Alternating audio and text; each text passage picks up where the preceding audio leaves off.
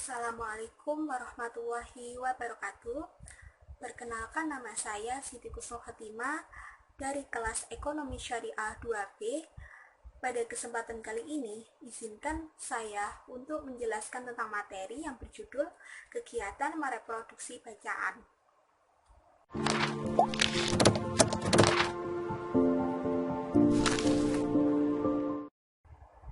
Sebelumnya, sudah tahu belum apa yang dimaksud dengan kegiatan mereproduksi bacaan itu? Reproduksi bacaan adalah kemampuan mengolah sumber bacaan dan menyajikan dalam tulisan yang berbeda dari tulisan aslinya. Kegiatan reproduksi bacaan meliputi ringkasan, ikhtisar, rangkuman, sintesis, abstrak, dan lain sebagainya. Nah, sebelumnya, kalian tahu nggak apa fungsi dari kegiatan mereproduksi bacaan itu? Fungsinya adalah supaya kita bisa membuat karya ilmiah dengan baik dan benar, sehingga dibutuhkan kemampuan membaca dan memahami topik yang hendak dibahas dari berbagai sumber bacaan, seperti artikel dalam jurnal, buku, dan tugas akhir akademik, contohnya skripsi, tesis, atau disertasi. Yang pertama ada ringkasan atau precis. Apa itu? Ringkasan atau precis yaitu upaya menyajikan tulisan yang panjang dalam bentuk singkat dan padat. Kata precis mempunyai arti memotong atau memangkas. Dalam meringkas, peringkas itu harus menghilangkan gaya bahasa, ilustrasi, serta penjelasan-penjelasan yang terperinci harus dihilangkan sehingga benar-benar menjadi sari tulisan tanpa hiasan. Meskipun demikian, peringkas harus tetap mempertahankan urutan pikiran peringkas asli beserta pendekatannya. Adapun yang dapat diringkas yaitu dapat berupa buku, bab di dalam artikel atau buku, makalah, atau skripsi. Panjang ringkasan berkisar antara 1/5 atau 1/10 dari kalangan asli. Selain itu, ada juga beberapa hal yang perlu diperhatikan dalam menyusun ringkasan. Yang pertama, paragraf dan kalimat dapat diabaikan jika hanya berupa ilustrasi atau deskripsi yang menjelaskan paragraf atau gagasan utama sebelumnya. Jika memang penting, dapat dirangkai menjadi satu kalimat. Yang kedua, jangan memasukkan komentar, gagasan, atau interpretasi penulis ke dalam ringkasan. Yang ketiga, buanglah contoh dan penjelasan dan ubahlah dialog menjadi kalimat tidak langsung.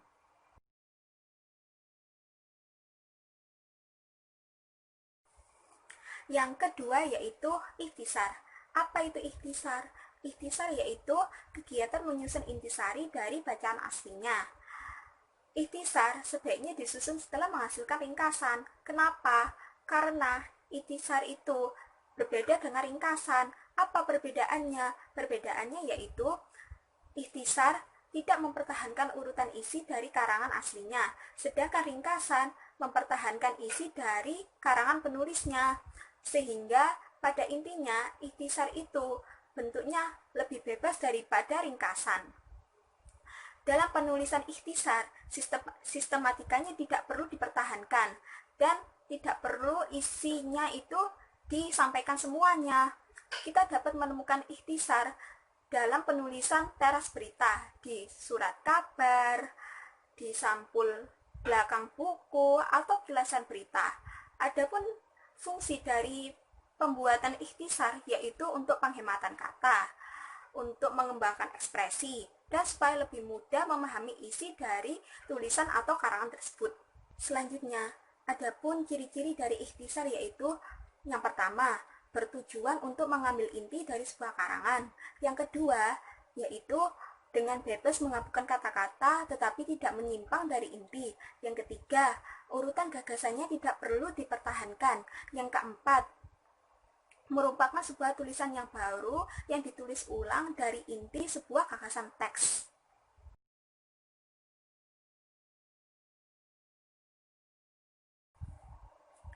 Yang ketiga yaitu resensi.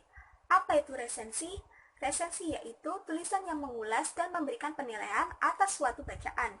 Resensi dibuat bertujuan untuk menginformasikan kualitas bacaan kepada pembaca sehingga pembaca mengetahui gambaran secara umum sebelum memutuskan untuk melanjutkan membaca lebih mendalam atau tidak. Resensi banyak dimanfaatkan sebagai cara untuk memperkenalkan atau mempromosikan buku-buku terbaru dari penerbit kepada masyarakat umum melalui media cetak. Istilah resensi dalam beberapa media cetak dimuat dalam rubrik timbangan buku, bedah buku, apresiasi buku, dan ulasan buku.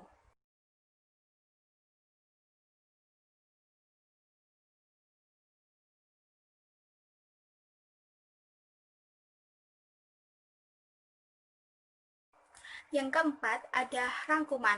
Apa itu rangkuman? Rangkuman adalah bentuk ringkasan yang bersifat menyeluruh, padat, dan memuat unsur utama dalam bacaan. Rangkuman diperlukan ketika ingin mempelajari seluruh materi dalam bacaan dan mempermudah dalam membuat peta konsep, sehingga belajar akan terasa lebih mudah ketika ingin mengetahui materi secara keseluruhan.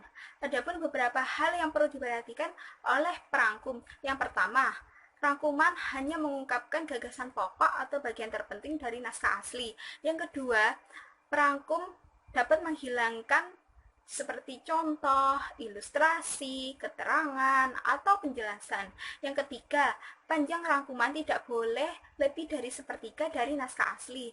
Yang keempat, perangkum tidak boleh menghilangkan atau mengubah sistematika atau urutan gagasan. Yang kelima, perangkum harus menjaga keseimbangan dengan apa yang dibahas oleh penulis.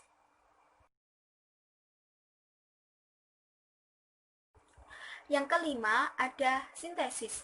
Apa itu sintesis? Sintesis adalah simpulan penulis atas pemahamannya terhadap beberapa bacaan. Sintesis melibatkan kegiatan dalam menganalisis perbedaan, pertentangan, persamaan, dan klasifikasi dari beberapa sumber bacaan.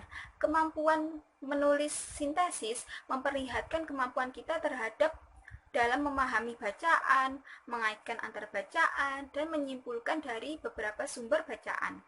Kemudian, ada beberapa cara untuk menyintesis bacaan.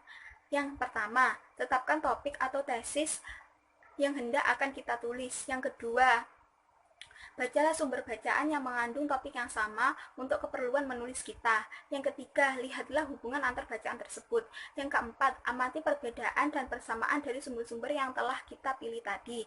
Yang kelima, pilihlah sumber kutipan yang akan kita tulis, kemudian simpulkan. Yang keenam, jangan lupa mencantumkan sumber kutipan yang telah kita gunakan tadi. Yang keenam, ada abstrak. Apa itu abstrak? Abstrak adalah ringkasan isi tulisan ilmiah dalam bentuk singkat dan padat. Panjang abstrak tidak lebih dari 1 hingga 2 paragraf atau berkisar 150 sampai 400 kata. Abstrak disusun setelah tulisan ilmiah seperti laporan magang, laporan penelitian, makalah selesai.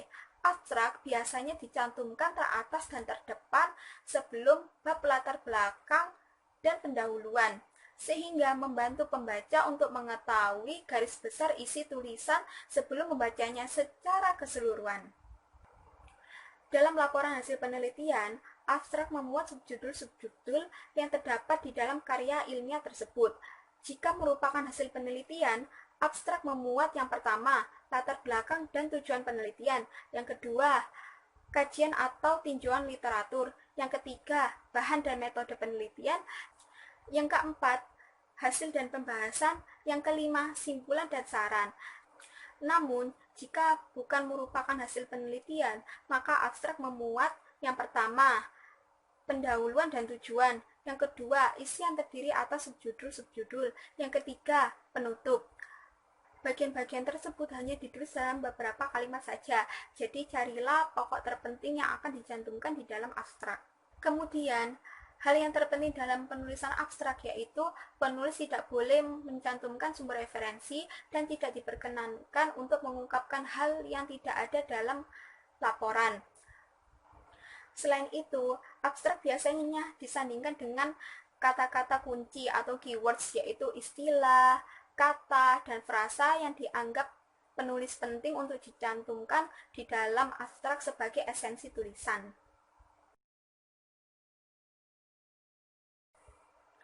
Yang ketujuh yaitu simpulan.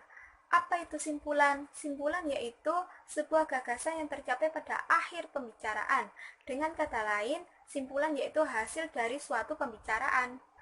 Ada 3 teknik dalam menyusun simpulan. Yang pertama, teknik generalisasi. Teknik generalisasi yaitu membuat simpulan dengan menarik satu simpulan umum. Maksudnya yaitu melalui proses penarikan pernyataan secara umum dari kalimat-kalimat fakta sebelumnya. Ciri khas dari teknik ini dengan menggunakan kata dengan demikian. Yang kedua yaitu teknik analogi. Apa itu teknik analogi? Teknik analogi yaitu membuat perbandingan antara satu pembahasan dengan pembahasan lainnya yang serupa. Kemudian dicari persamaan terkait dengan hal tersebut. Yang ketiga yaitu teknik sebab akibat. Teknik sebab akibat dalam membuat simpulan yaitu dengan cara menjelaskan sebab kemudian akibat yang ditimbulkan dari sebab tersebut, yang bertujuan untuk memperjelas gagasan utama yang telah diajukan pada bab pendahuluan sebelumnya, sehingga nantinya tidak akan keluar dari topik atau tema pada gagasan utama ya dalam karya tulis tersebut. Yang ketiga yaitu teknik sebab akibat. Apa itu teknik sebab akibat? Teknik sebab akibat yaitu teknik dalam menentukan simpulan dengan cara menjelaskan sebab kemudian akibat yang ditimbulkan dari sebab tersebut, sehingga bertujuan untuk memperjelas gagasan utama yang telah diajukan pada bab pendahuluan, yang nantinya tidak akan keluar dari topik yang telah dibahas pada gagasan utama dalam karya tulis tersebut. Yakni contohnya sebagai berikut.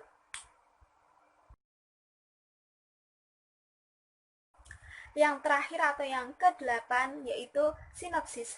Apa itu sinopsis? Sinopsis yaitu ringkasan pendek dari suatu cerpen, novel, roman, atau karya sastra lainnya atau karangan.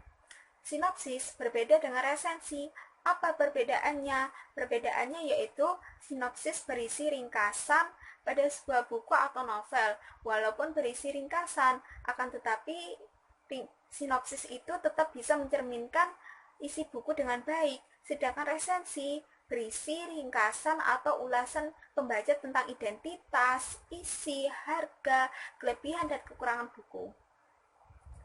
Ciri-ciri dari sinopsis yaitu yang pertama, alur sinopsis sebaiknya disusun secara berurutan dari awal hingga akhir serta kronologis dan tepat. Alur sinopsis sebaiknya sama dengan alur cerita yang asli. Yang kedua, bahasa yang digunakan yaitu bahasa persuasif atau kalimat ajakan, sehingga pembaca menjadi tertarik untuk membaca buku. Yang ketiga, menampilkan konflik dengan detail, ringkas, dan menarik. Yang keempat, membuat calon pembaca menjadi penasaran. Kemudian, dalam penulisan sinopsis, biasanya keindahan gaya bahasa, ilustrasi, serta penjelasan akan dihilangkan, tetapi tetap mempertahankan isi dan gagasan dari pengarangnya. Lalu, biasanya sinopsis itu dibatasi dengan jumlah halaman, misalnya 2 atau 3 halaman, 1/5 atau 1/10 dari panjang karangan aslinya.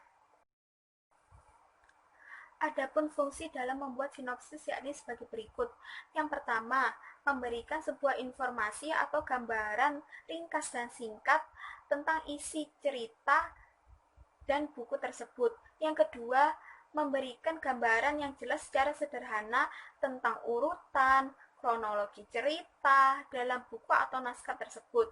Yang ketiga, sebagai prolog atau epilog dari sebuah karya tulis dan juga naskah yang akan dipentaskan. Yang keempat, sebagai draft pedoman pemain atau pemeran untuk melakukan improvisasi.